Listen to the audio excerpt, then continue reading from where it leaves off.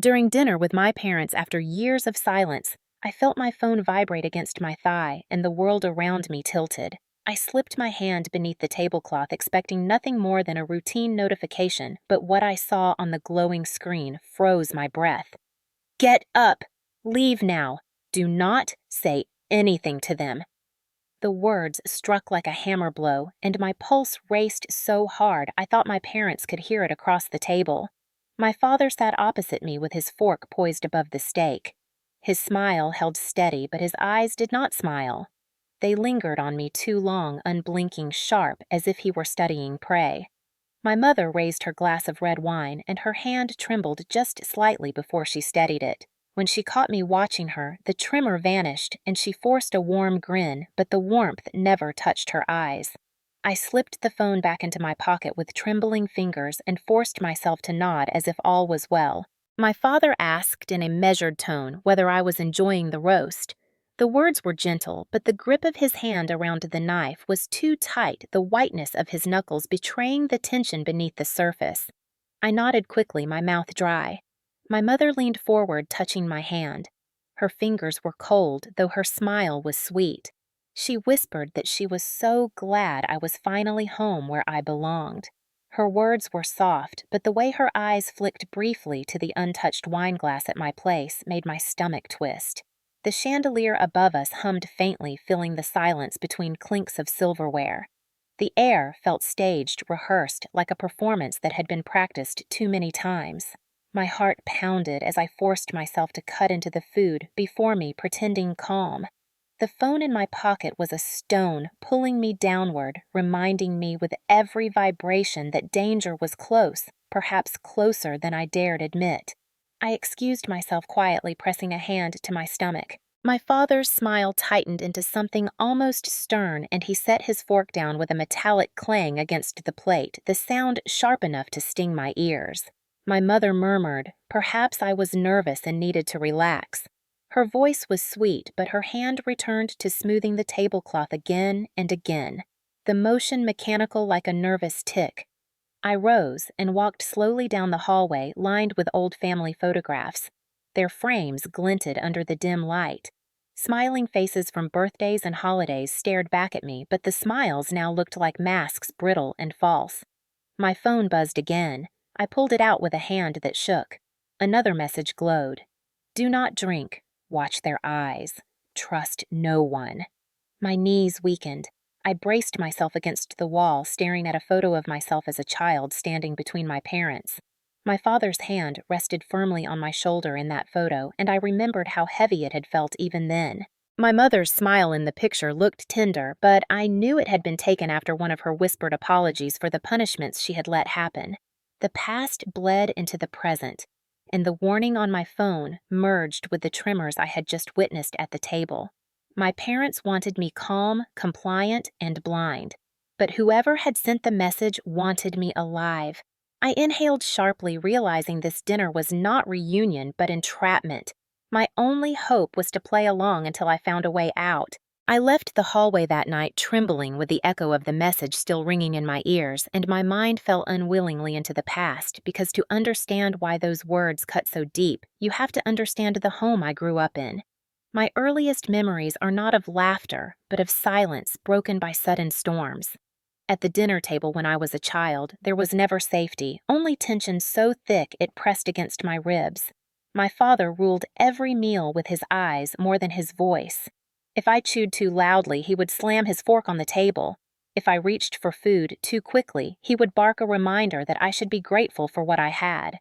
My mother sat quietly beside him, her smile brittle, her hands folded neatly in her lap. When I cried, she would whisper that he loved me in his own way, that I should not take his anger personally, that discipline was a form of love. Those words wrapped around me like chains, convincing me to doubt my own pain.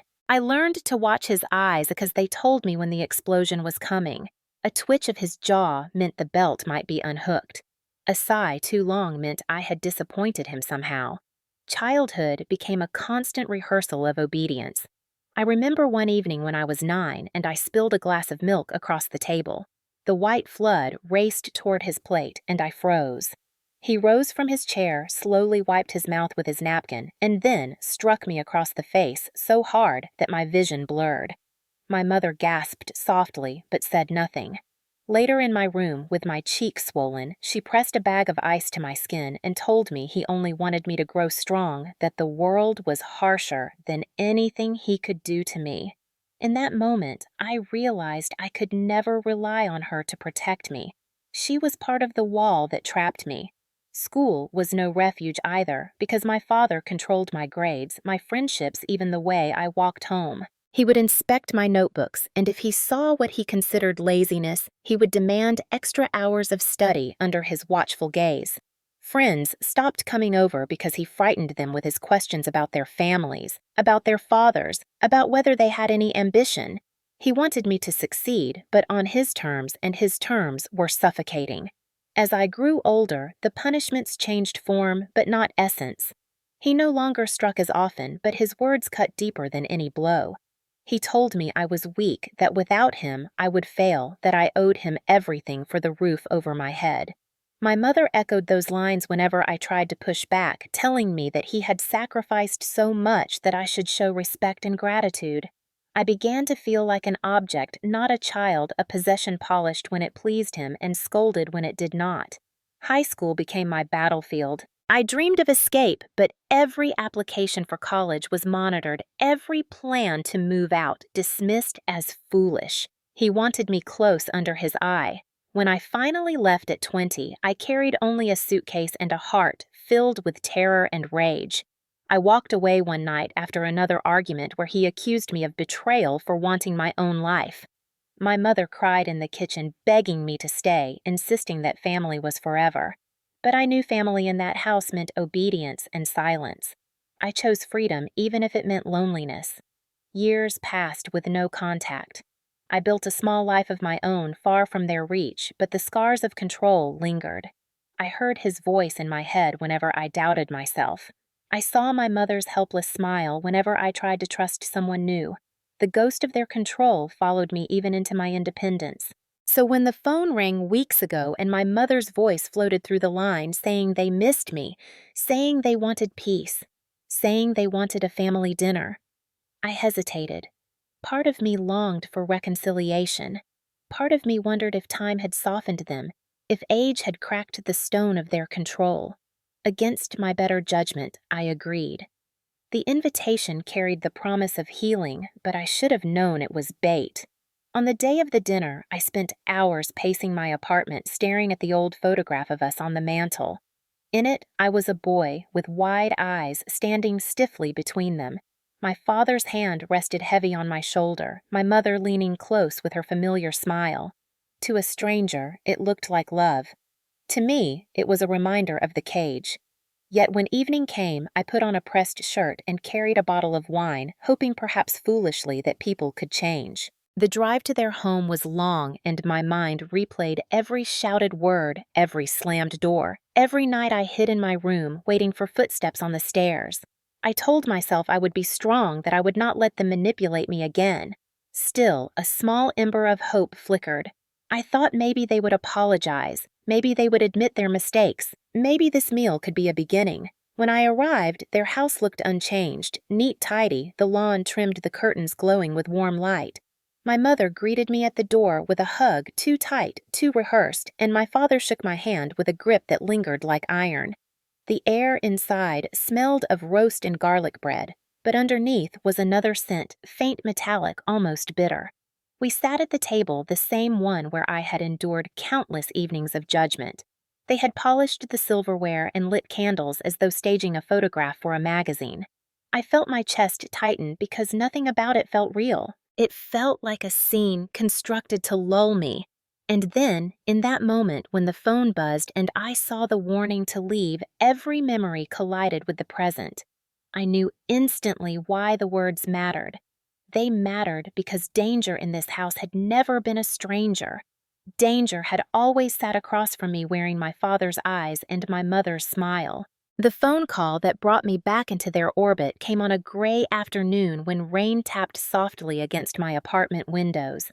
I had almost ignored the ringing because their number still carried the weight of dread in my mind, but something made me answer. My mother's voice came first, smooth and careful, like honey poured over glass. She said they had been thinking of me often, that too much time had been wasted on silence, and that families should not stay divided. I sat in my chair gripping the receiver tightly, unsure if I should hang up or listen. Then my father's voice entered deep, steady, carrying the authority that once ruled my entire childhood. He said he wanted to see me, wanted to sit down like a family again. His tone was calm, but there was no warmth, only command disguised as invitation. They told me they wanted to cook my favorite roast with garlic bread, the meal I had once loved before it was ruined by shouting. My mother added that she had found the old tablecloth with the embroidered edges she used on birthdays when I was young. She said it would be just like old times. The phrase struck me like a blow because old times were not sweet, they were suffocating. Still, something in her voice almost pleaded, and against my judgment, I agreed. Perhaps I wanted to test whether the years had changed them. Perhaps I wanted to prove to myself that I was stronger now and could face them without fear. The days leading up to dinner, I felt restless. At night, I dreamed of the house, the creak of its stairs, the hum of the old refrigerator, the way the curtains glowed in the evening. Each dream ended with me sitting at the table, unable to speak while their eyes drilled into me. On the morning of the dinner, I stood before my mirror and saw a grown adult staring back, yet inside me the child who had once flinched at every sound still lived. I pressed a shirt and tied a simple tie, reminding myself I was not that child anymore. I chose a bottle of red wine from the small collection in my cabinet, a peace offering, though I did not know if peace was possible. The drive to their neighborhood was long and heavy with memory. Streets I had not driven in years unfolded before me with painful familiarity. The corner store where my mother once dragged me for groceries, the park where my father told me I was too old to waste time on swings, the church where we sat in silence every Sunday pretending to be a perfect family. When I turned onto their street, my chest tightened. The house looked the same: white siding, trimmed hedges, neat porch lights. Nothing had changed, not even the color of the shutters. It was as if time had stopped waiting for me to return. My mother opened the door before I could knock. Her arms wrapped around me tightly, but her perfume was overpowering and her smile was stretched thin. She said, "Welcome home, though." The word home tasted bitter on my tongue. My father stood behind her, tall, broad, his hair now streaked with gray, but his eyes unchanged, sharp, calculating. He shook my hand too firmly and held it a second longer than necessary. Inside, the house smelled of roasting meat mingled with the faint metallic scent I could not place. The table was set with care, the silver gleaming the china spotless. Candles flickered, casting warm light across the room, but the warmth felt artificial, like a stage set. My mother guided me to my chair, speaking of how happy she was to see me again, how we could forget the past and begin anew. My father spoke less, but every word was measured. He said it was time to put away old grievances and look toward the future together. His emphasis on together made me uneasy. As I sat down, I noticed a folder partly hidden on the sideboard, thick with papers, as though waiting for attention later. I wanted to ask, but stayed silent. Instead, I forced a smile and placed the bottle of wine on the table as an offering. My father accepted it with a nod, yet his eyes did not leave mine, and in them I saw the same quiet dominance that had crushed me years ago. The meal began, and we exchanged small talk about work and weather. But beneath every sentence lay a current pulling me back to the old rhythm of control. I told myself I would endure it for one night and then leave. I had no idea that what awaited me was not reconciliation, but a carefully prepared trap disguised as dinner. From the first moments of sitting at the table, I noticed the cracks in their performance, and each one scraped at my nerves like nails across glass. My mother kept adjusting the same corner of the embroidered tablecloth, smoothing it flat, then folding the edge, then smoothing it again. The motion was too precise, too repetitive, and it reminded me of how she used to wring her hands before my father spoke in anger. My father lifted the bottle of wine I had brought and examined it for far too long, as though studying not the label, but my face reflected in the glass.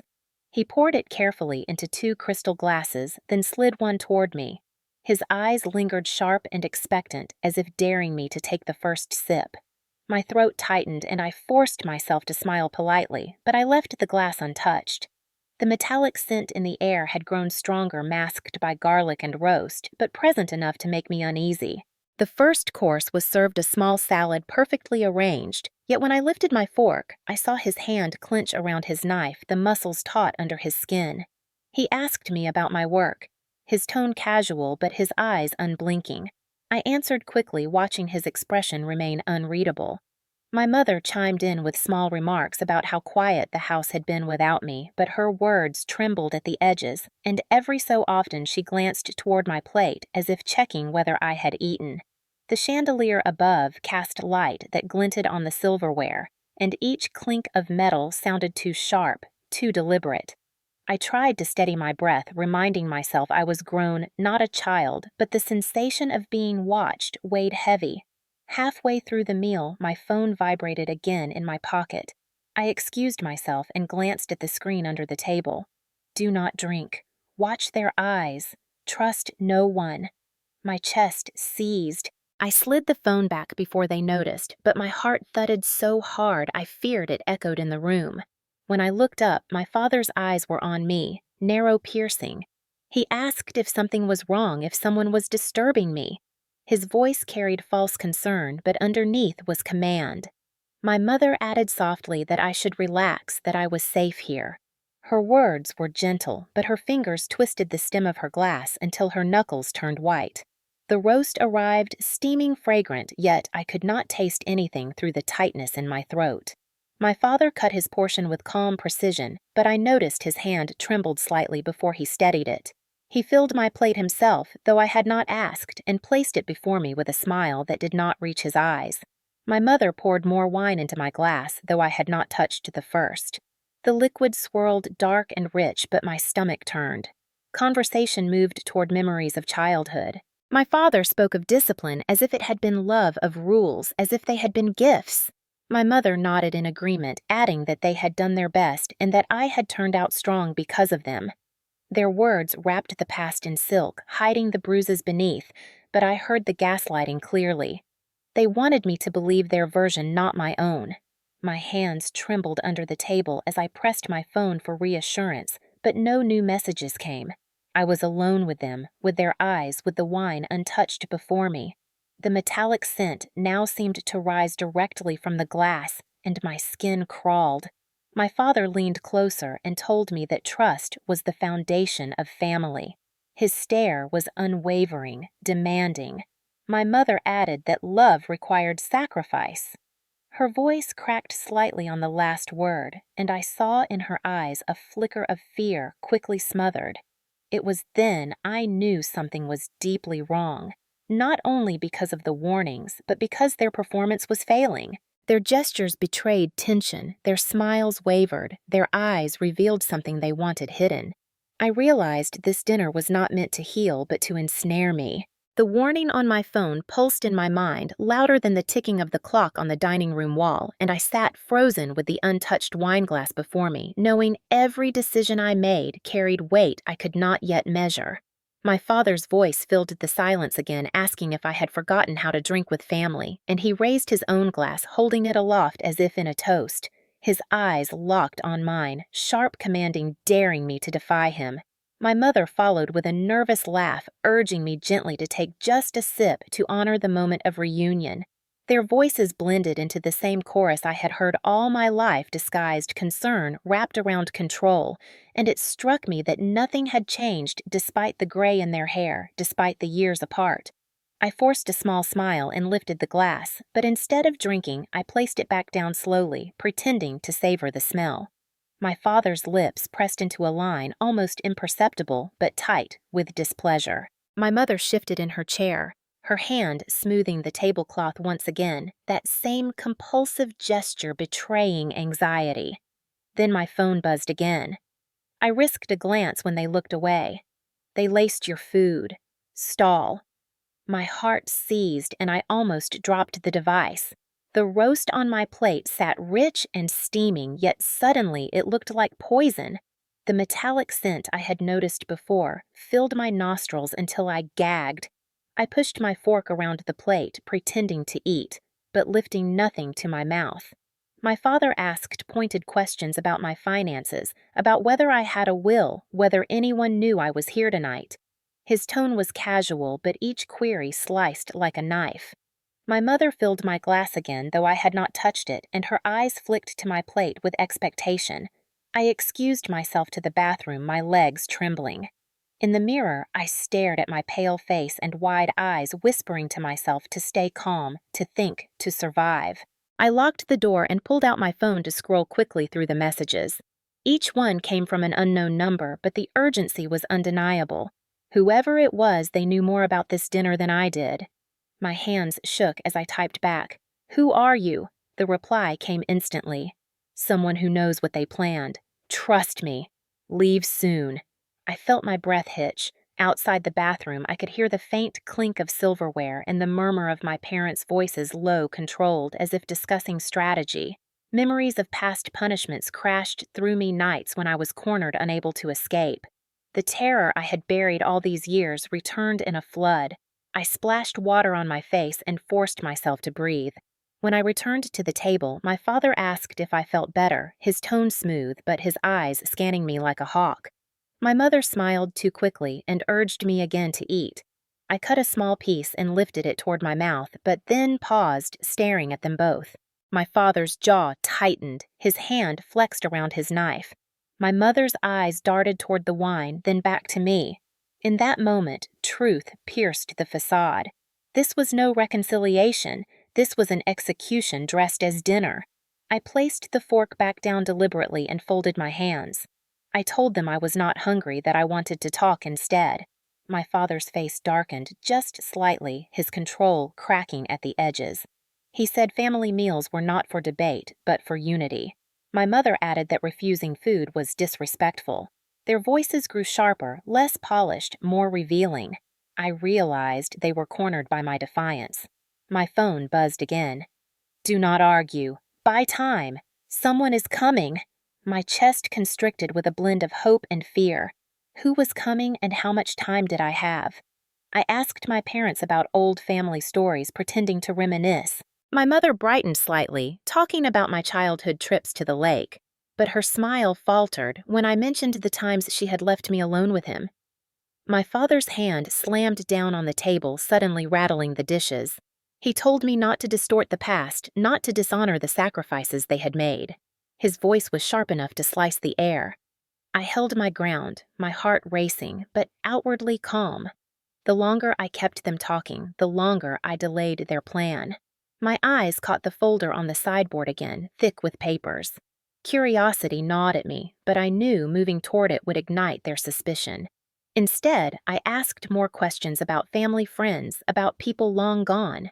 My father grew restless, his foot tapping beneath the table. My mother's hands trembled as she reached for her glass. The tension in the room swelled, choking. Finally, my father leaned across the table, lowering his voice into a growl. He said I had betrayed them by leaving, that I had weakened the family by turning away. He said the only way to restore order was through sacrifice. My stomach turned cold. My mother nodded slowly, tears welling, but she said nothing to contradict him. Their plan was no longer hidden. It spilled from his lips like venom. I realized then that the stranger warning me had been right. I was a target in my own parents' house. I forced a shaky laugh, pretending disbelief, pretending I thought he was joking. He smiled thinly and said time would tell. My phone buzzed one final time. "Be ready. Now." My pulse thundered as I sat trapped between them, the poison untouched before me, the knife gleaming in his hand, the truth unveiled in his words. The weight of the final message burned in my pocket, and though fear surged in my chest, I forced my hands to stay steady on the table because I knew one wrong move could snap their control into violence. My father leaned back, swirling his wineglass with calculated calm, while my mother wiped at the corner of her eye as though performing sorrow for an audience that was only me. The room felt like a stage lit by candlelight, and shadows deepened the tension. Then came the sound that shifted everything, a firm knock on the front door, sharp and unexpected, breaking through the charged silence. My father's head snapped toward the noise, his jaw clenched, while my mother froze mid-gesture, her hand hovering above her plate. I swallowed hard, my heart hammering, because I realized the ally hinted at in the texts had arrived. My father rose slowly, his movements measured like a predator deciding whether to pounce or retreat. He asked who could be calling so late, his tone laced with suspicion. My mother suggested perhaps a neighbor, but her voice cracked. The knock came again, louder, steadier, accompanied by a voice. It was deep, clear, carrying authority. "This is Officer Daniels. We need a word with the occupants." My pulse leapt. My father shot me a look sharp with accusation, as though I had summoned them. He demanded to know if I had called the police. I shook my head quickly, though relief sparked in me. He opened the door reluctantly, and there stood a tall man in uniform, rain droplets glistening on his jacket. Behind him, another officer waited. They asked if everything was all right, if the household had reported strange behavior recently. My father's smile returned, but it was tight, forced. He said everything was fine, that his son had come for a simple family dinner. I saw the officer's eyes flick to me, assessing. Something in my pale face must have spoken volumes because his expression shifted. He asked if he could step inside for just a moment. My father tried to refuse, but the second officer moved forward, leaving little choice. The tension in the air crackled as they entered. My mother's hands shook as she gathered plates, unnecessarily trying to appear busy. The officer asked direct questions about who was present, what had been served, and whether there had been any disputes. My father bristled, but answered calmly, insisting there was no problem. I forced myself to speak, though my voice trembled. I said I had received concerning messages urging me to be cautious. My father's glare burned into me, but the officers listened closely. They requested to see my phone, and I handed it over. The first officer scanned the messages, his brow furrowing. He asked pointedly if my parents could explain why someone would warn me not to eat or drink here.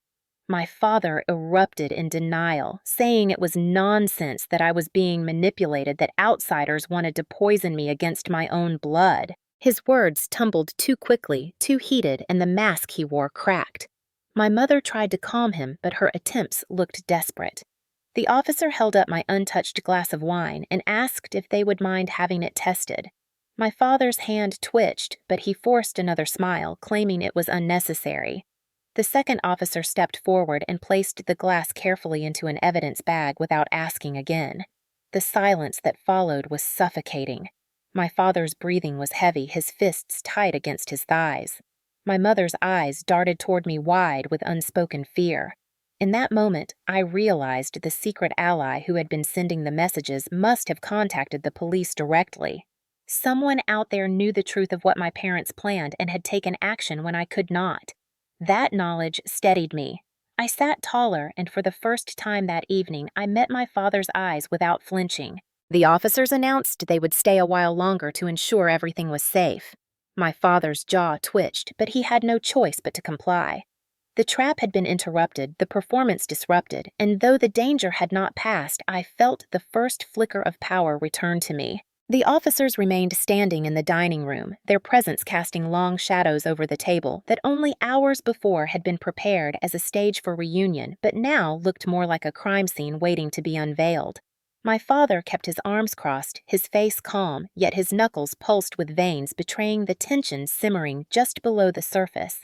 My mother busied herself with the plates, stacking and unstacking them, her hands trembling so violently that one saucer slipped and shattered against the hardwood floor. The sound rang like a warning bell.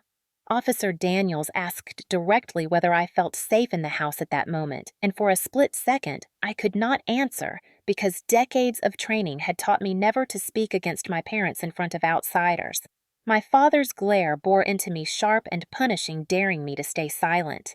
But then I remembered the text messages, the trembling of my mother's hand, the metallic scent in the air, and the untouched glass of wine now sealed in evidence.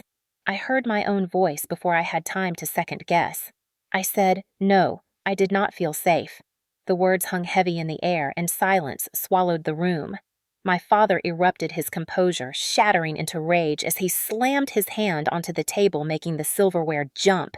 He accused me of betrayal, of fabricating lies to ruin him. He said family honor was sacred and that I had been corrupted by outsiders. His voice boomed with such fury the chandelier trembled above. My mother whimpered, begging him to calm down, but her words lacked conviction. The officers remained steady, one of them placing a hand casually near his holster. Officer Daniels told my father to lower his voice and to sit down, but my father stepped closer, his frame towering, his chest rising and falling with restrained violence. I stood too, though my legs shook because I knew shrinking back would feed his power. My voice wavered, but I forced it louder. I told them about the punishments, about the nights of silence, about the bruises explained away as accidents. I told them about the gaslighting, the manipulation, the way every kindness had strings attached. My mother covered her mouth, her eyes brimming with tears, but she said nothing to deny it. My father roared that I was ungrateful, that discipline had built my strength, and that I owed him respect. The officers glanced at one another, and Daniels asked if he was admitting to the things I claimed. My father froze, realizing his own words betrayed him. He tried to backtrack, twisting the story into lessons of love, tough guidance misinterpreted. But his mask was gone. His body language screamed menace, his tone vibrated with control, not care. My mother finally broke her silence. She whispered that she had tried to protect me, that she had wanted to stop it, but she had been too afraid. Her confession cracked the room open. The officers stepped fully between us, creating space. Daniels told my father they had reason to believe harm was imminent, especially given the wine under suspicion. He ordered him to remain seated until further instruction. My father's face purpled with rage, but he obeyed reluctantly, his jaw grinding. I felt both terrified and strangely liberated because for the first time his power was challenged publicly, not by my silence, but by outside authority. The confrontation stretched into long minutes. Questions were asked about the folder on the sideboard, and when Daniels opened it, the contents spilled out across the table. Legal documents forged, signatures, insurance policies in my name. Evidence that painted a picture more sinister than I had feared. My father lunged forward to snatch them, but the second officer restrained him sharply. My mother sobbed into her hands, rocking slightly. I realized then the dinner had been more than symbolic. It had been a setup for something permanent, a way to silence me and secure control over resources that did not belong to them. The officers recorded everything carefully while I spoke. My voice shook, but once it began, it did not stop. I described years of control, of fear of punishments carried out behind closed doors. Each sentence lifted a weight from my chest and placed it into the open where denial could not erase it. My father shouted over me, claiming I was delusional, unwell, poisoned by outside influence. His words bounced hollow against the evidence now lying in plain sight. Daniels raised his hand, silencing him firmly. He told my father that the investigation would continue and that for now he was not to leave the premises. The officer's calm authority contrasted sharply with my father's unraveling fury. My hands still trembled, but my spine held straighter than it had in years. I looked him in the eye and said aloud what I had never dared as a child. I told him he had broken something in me, but he would not break me again. The room went silent once more, the air thick with consequence. My father's lips pressed into a thin line, his stare icy, but he had no control left. The officers had stripped it away, and my words had nailed the coffin shut. In that silence, I felt the faintest spark of justice flicker, and I knew the confrontation had shifted the balance forever. The silence that followed the confrontation pressed down heavy like the air before a storm, and I realized I was witnessing not only the unraveling of a dinner, but the collapse of the myth my parents had built for decades. Officer Daniels collected the folder of documents, laying them neatly into his case, and told my father that forgery and suspected poisoning were serious crimes that would be investigated fully. My father's mouth opened to argue, but no sound came out because for once his voice carried no authority. His shoulders sagged, though his eyes still burned with hatred. My mother sat trembling, her hands covering her face as if hiding from the shame now exposed under the chandelier's harsh light. The officers called for backup over the radio, their clipped voices adding a layer of finality. My father tried once more to recover his composure, telling them it was a misunderstanding, a family squabble twisted into drama, but the evidence spoke louder than his words. When the additional officers arrived, they moved swiftly, securing the wine glasses, the plates, the documents, and questioning each of us separately. I told my story again, this time steadier, my words flowing like a dam broken. I described not only the events of that night, but the patterns of abuse, the way control had been disguised as love.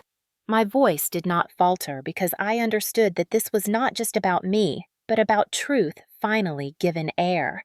My father listened from across the room, his face a mask of disdain, but for the first time he could not interrupt.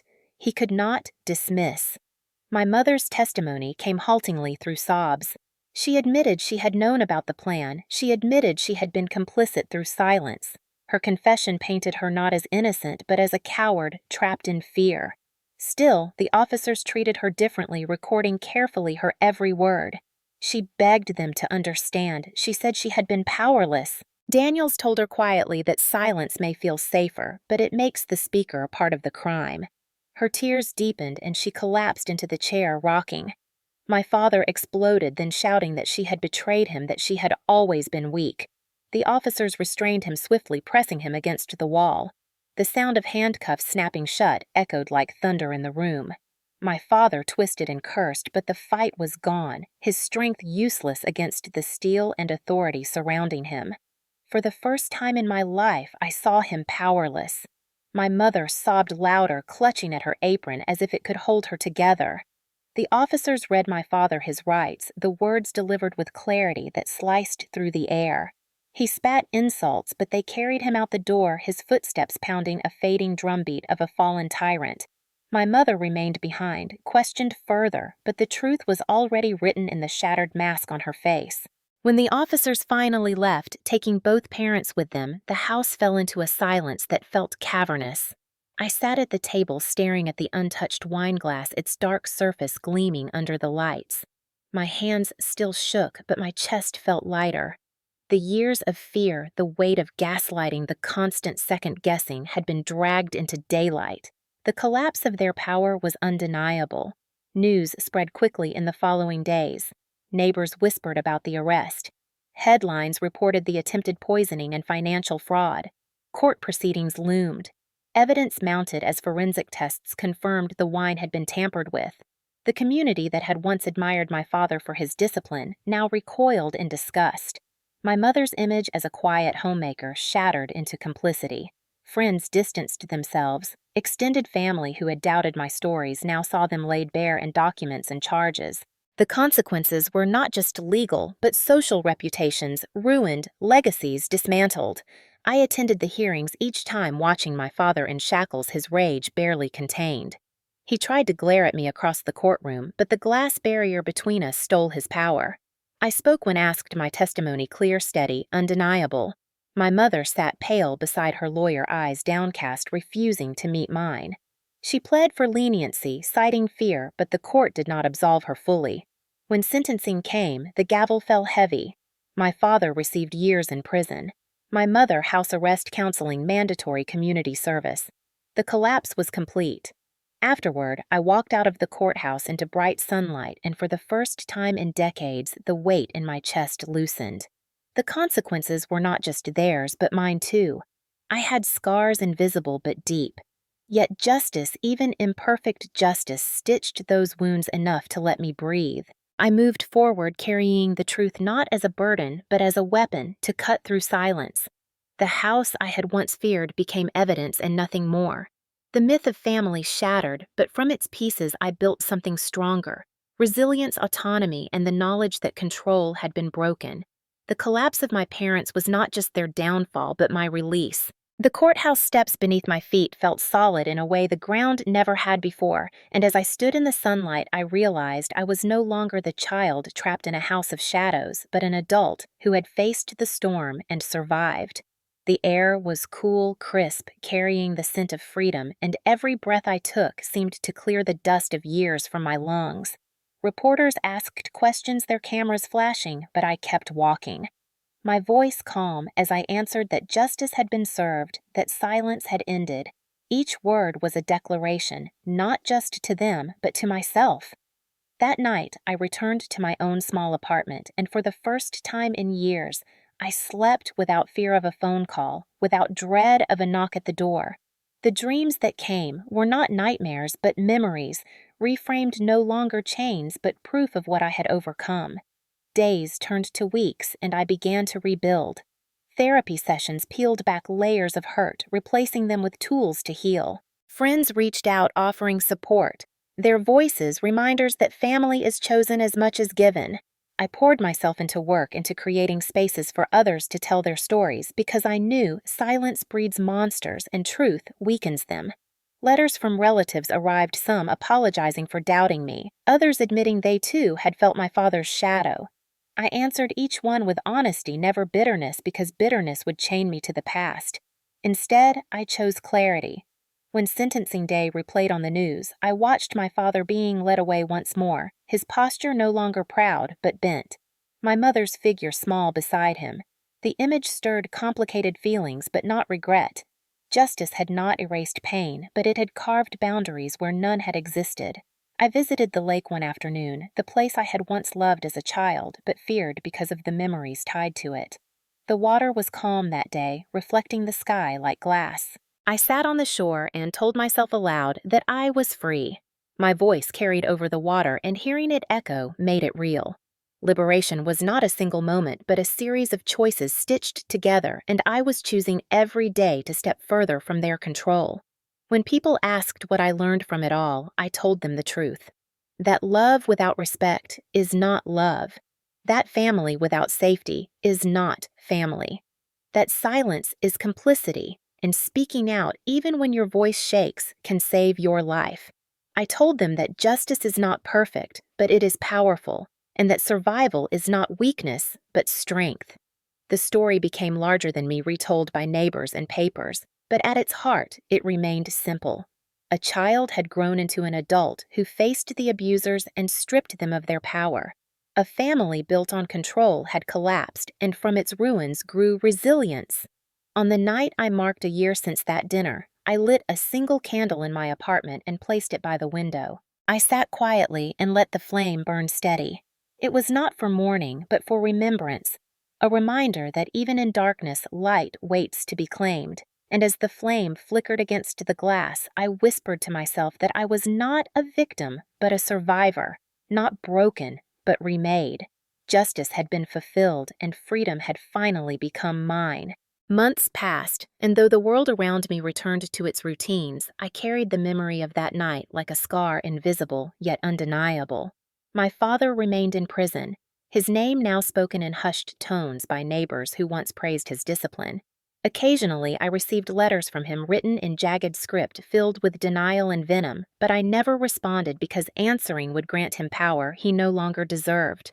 My mother lived under house arrest in a small rental far from town. She wrote too, but her words were different, tinged with regret and apology. Some days I wondered if her fear was genuine or if it was simply another performance. I read her letters carefully, then placed them in a drawer unanswered. Closure did not require me to forgive. Instead, I found purpose in helping others. I began speaking quietly at local support groups, sharing my story not as a spectacle, but as testimony. People older than me sat with tears in their eyes, telling their own truths for the first time. In those moments, I understood that survival was not solitary, but collective. We carried each other out of the silence. One evening, after a meeting, a woman approached me, her hair gray, her voice shaking. She said hearing my story gave her the courage to finally leave her abusive husband after 40 years. I realized then that justice was not just what the courts handed down, but what rippled outward when one person chose to speak. The candle by my window still burns on anniversaries, but now it is joined by others lit by friends, neighbors, even strangers who find strength in its flame. My past will never vanish, but neither will the freedom I claimed from it.